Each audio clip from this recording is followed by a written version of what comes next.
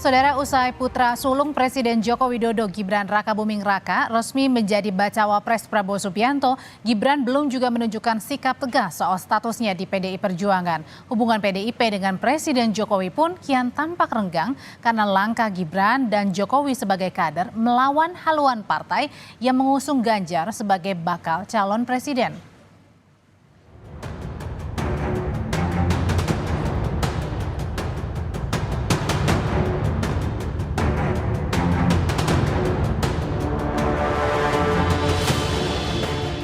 Bakal Cawapres 2024 yang juga Wali Kota Solo, Gibran Rakabuming Raka menyebut sudah menerima surat permintaan pengunduran diri dan pengembalian kartu tanda anggota PDI Perjuangan yang dikirimkan Ketua DPC PDIP Solo FX Hadi Rudiatmo. Surat itu dikirimkan Ketua DPC PDIP Solo FX Rudi Selasa lalu. Gibran bilang surat sudah ia bawa dan akan ditindaklanjuti. Kemarin sudah dapat surat dari Pak Rudi itu, Mas? Sudah saya bawa, nggih. Makasih, nggih. Mas, untuk jawabannya gimana, Mas? Nanti akan kami tindak lanjuti, nggih. Di tengah belum tegasnya status Gibran di PDIP, Ketua Umum PSI Kaisang Pangarep mengajak kakaknya bakal Cawapres Gibran Rakabuming Raka untuk bergabung ke Partai Solidaritas Indonesia. Kaisang mengungkap jawaban singkat Gibran saat ditawari masuk PSI. Ia hanya menyebut ya dan tidak menjelaskan kelanjutannya. Gimana Mas jawabannya? Jawabannya gimana? Ya tahu Pak Wali Kota kan seperti itu. Mas mau nggak Mas Wali? Ya Pak ya. Tapi kan ya udah begitu. Sebelumnya dalam keterangan tertulis, Sekjen PDI Perjuangan Hasto Kristianto mengungkapkan kekecewaan partainya pasca Gibran resmi jadi cawapres Prabowo.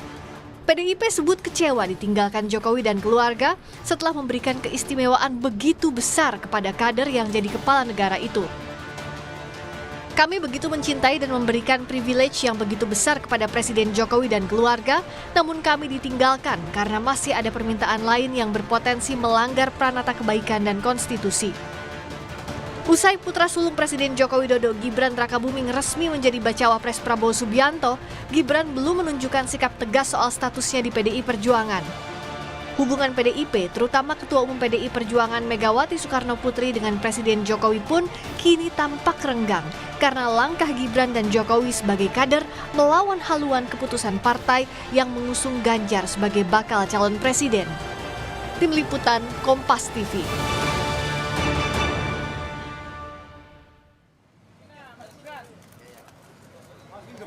Iya, pertanyaannya adalah bagaimana ini PDI Perjuangan usai perlahan-lahan keluarga Jokowi meninggalkan PDI Perjuangan yang tadi disebutkan oleh Sekjen PDIP Hasto Kristianto bahwa keluarga Jokowi ini diberikan privilege, bukan hanya Jokowi tetapi juga membawa anak-anaknya termasuk menantunya Bobi Nasution dan tentu putra sulungnya Gibran Rakabuming Raka. Nah, pasca anak dan menantu Jokowi yaitu Gibran Kaisang dan Bobi Nasution yang mengambil langkah berbeda dengan PDIP di Pilpres, bagaimana sebenarnya langkah Ganjar Mahfud di Pilpres tanpa dukungan keluarga Jokowi? Lebih lengkapnya kita bahas sore ini bersama Ciko Hakim, juru bicara TPN Ganjar Mahfud, Ahmad Doli Kurnia, Wakil Ketua Umum Partai Golkar yang juga akan bergabung sesaat lagi, yang juga pengusung Prabowo Gibran, dan ada juga Adi Praitno, Direktur Eksekutif Parameter Politik Indonesia yang segera juga akan bergabung bersama kita sore hari ini.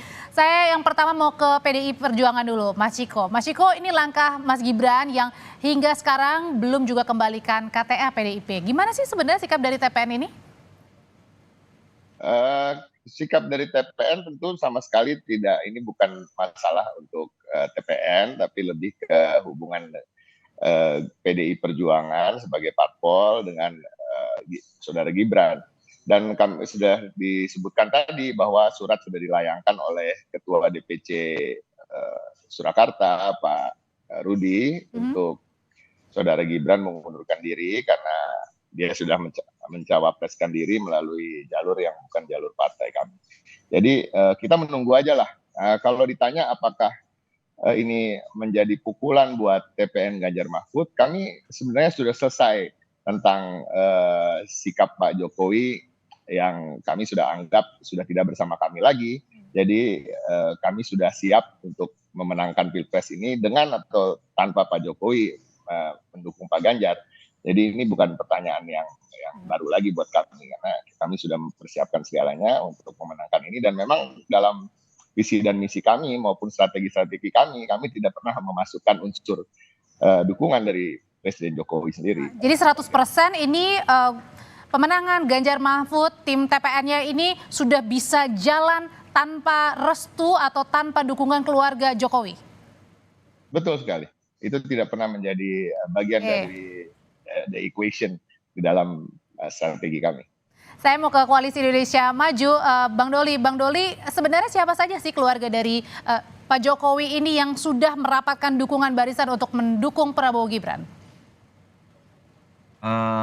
Kami sebetulnya sedang mengkonfirmasi ya, kalau bicara tentang soal tim atau TKN KIM, itu saat ini sedang menyusun nama-nama baik di tingkat nasional maupun di tingkat daerah-daerah gitu.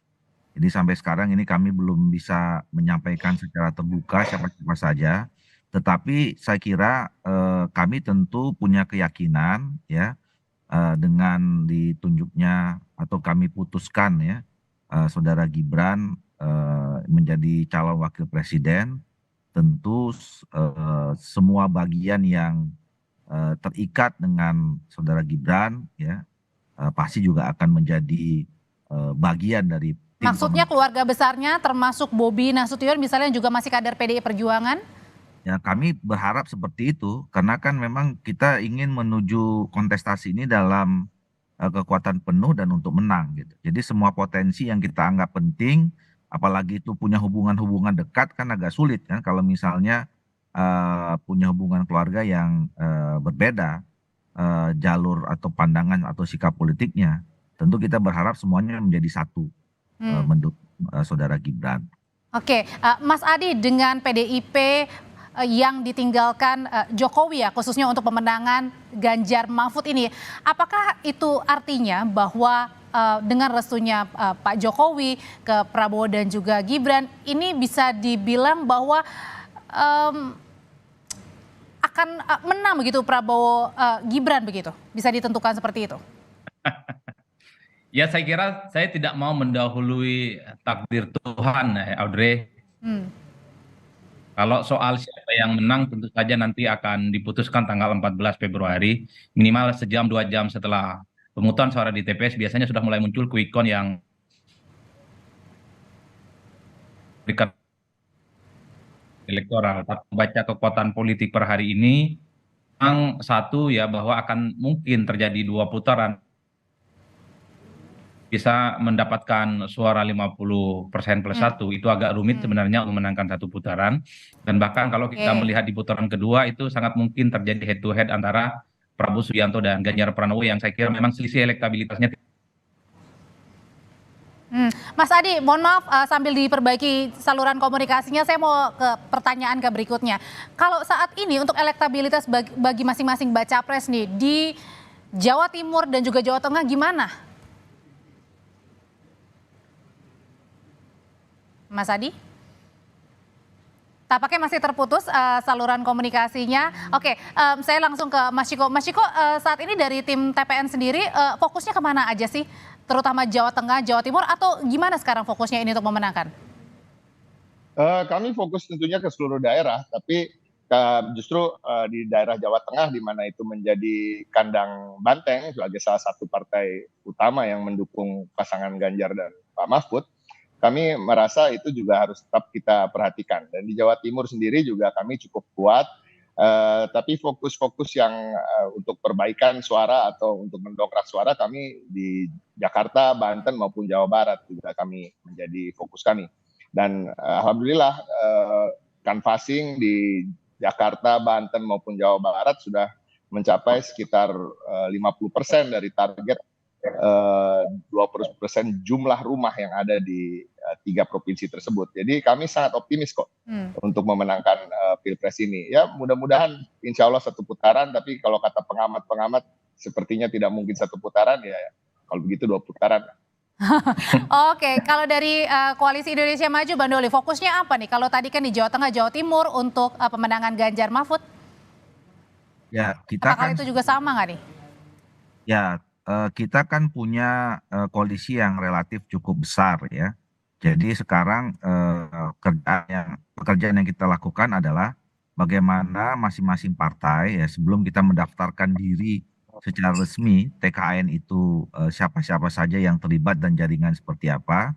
Kita juga fokus kepada jaringan masing-masing partai politik ya bekerja sambil seluruh potensi baik itu struktur partai masing-masing terus kemudian para calegnya ya selain mensosialisasikan dirinya apalagi hari ini kan sudah diumumkan DCT ya pada masing-masing. Nah, kita tugaskan juga mereka sudah mulai ikut bersosialisasi terkait dengan Pilpres.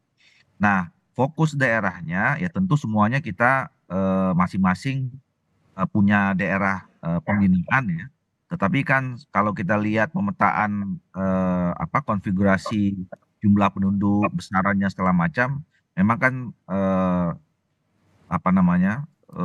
sebagian besar ya pemilih itu kan ada di Jawa. Tentu kita tidak bisa meninggalkan atau saya kira fokus utamanya juga sama dengan kekuatan tim pemenang yang lain itu Jawa Tengah, Jawa Timur, Jawa Barat ya. Saya kira itu juga menjadi fokus dan itu juga kita kerjakan bersama-sama dengan anggota Koalisi Indonesia Maju yang lain. Dan kalau gitu dengan masuknya keluarga Jokowi ke pemenangan dari Prabowo Gibran, ini bagaimana elektabilitas dari Prabowo Gibran? Mas Adi, tahan dulu, nanti kita akan jawab usai jeda, tetaplah bersama kami di Kompas Petang. Sekarang saya mau dengar pendapatnya Mas Adi. Mas Adi, ini gimana elektabilitas bagi Prabowo dan Gibran usai bisa dibilang penuh ya keluarga Jokowi ini mendukung Prabowo Gibran di Pilpres? Ya, kalau dulu kita melihat elektabilitas Prabowo Subianto kalau dipasangkan dengan Erick Thohir itu relatif signifikan, Audrey. Tapi memang sentimen negatif ketika Mas Gibran Rakabuming Raka diumumkan sebagai pendamping Prabowo ini relatif tidak terlampau signifikan ya. Artinya sebenarnya kalau kita membaca angka-angka survei, Prabowo itu lebih kuat dengan Erick Thohir ketimbang Mas Gibran Rakabuming Raka.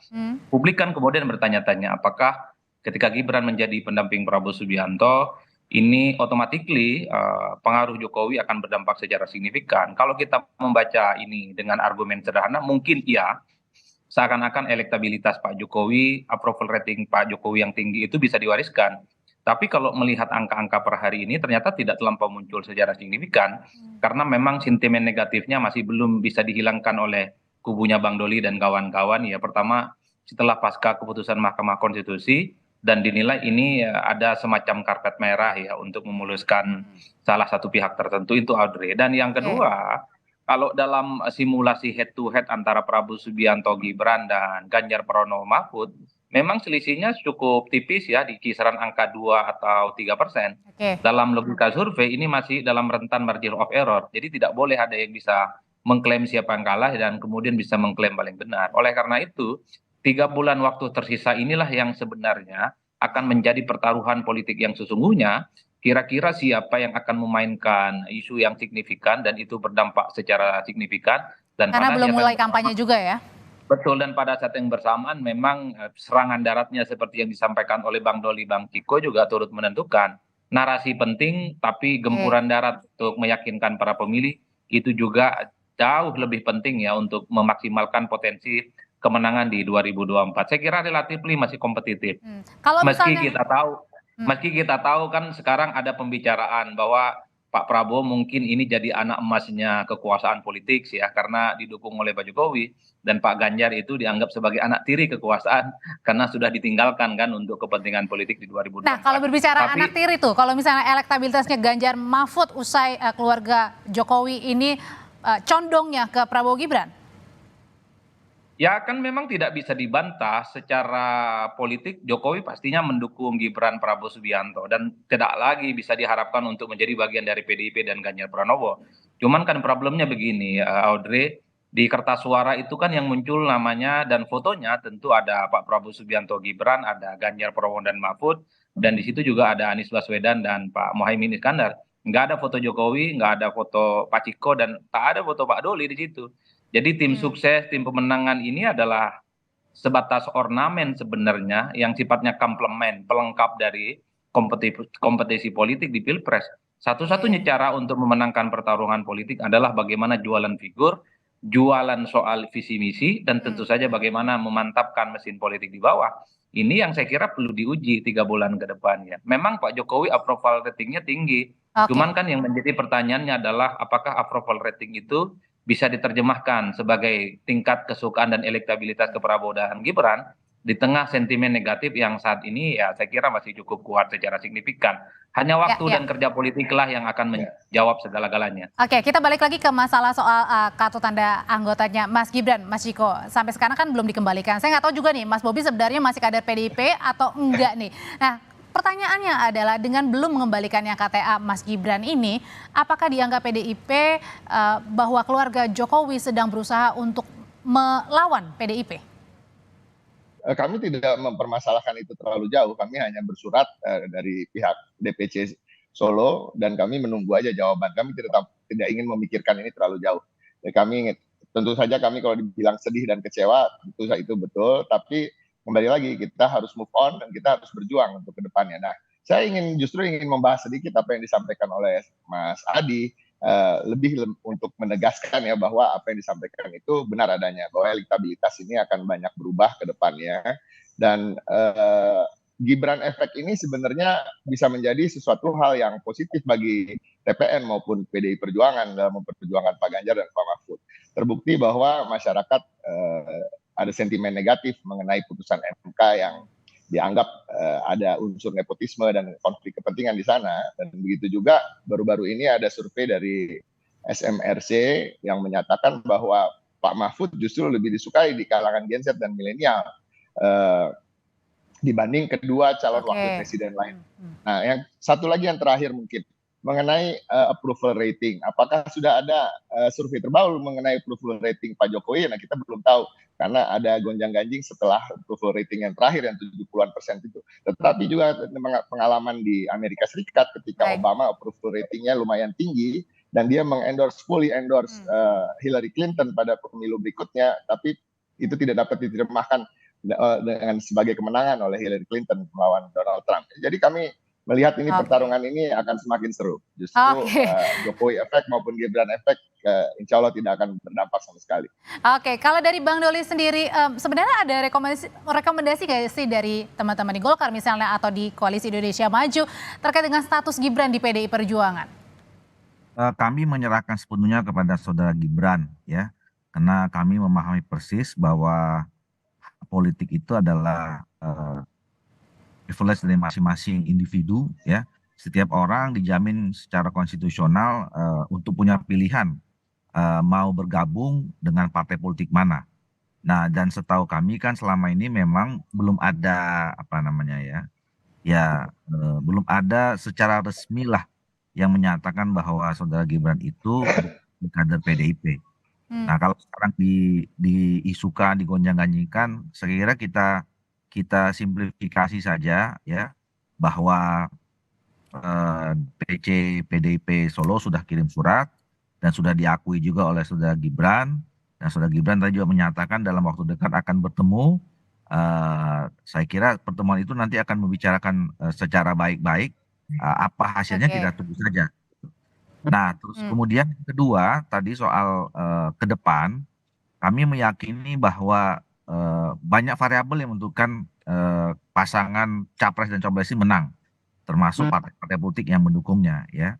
Saya sepakat bahwa figur capres itu menjadi satu kekuatan utama, bahkan figur kekuatan di cawapres, tetapi juga kerja-kerja politik, tim, kerja politik, partai politik, pendukung dan segala macam itu juga menentukan, dan tentu adalah strategi-strategi yang dimunculkan ya, termasuk soal visi misi yang ditawarkan oleh. Berarti masing-masing masih optimis ya untuk menang ya, baik Prabowo Gibran maupun juga tim pemenangan dari Ganjar Mahfud. Saya kembali ke Mas Adi lagi. Mas Adi, soalnya kita kembali lagi masalah masih tentang kartu tanda anggota nih. Sebenarnya dari keluarga Jokowi sendiri, misalnya Mas Gibran yang belum memberikan KTA-nya, mengembalikan KTA-nya, itu juga apakah bisa dibilang merupakan bentuk perlawanan keluarga Jokowi kepada PDI Perjuangan yang dibilang oleh Sekjen PDIP bahwa sudah diberikan privilege? Ya, saya kira itu soal bagaimana keputusan politik PDIP ya. Tapi kalau dilihat perlawanan sepertinya rasa-rasanya agak sulit untuk mencari argumentasi. Paling mungkin kalau saya yang melihat dari jauh, ini semacam keinginan politik dari Jokowi dan keluarga besarnya yang berbeda dari keinginan politik PDIP.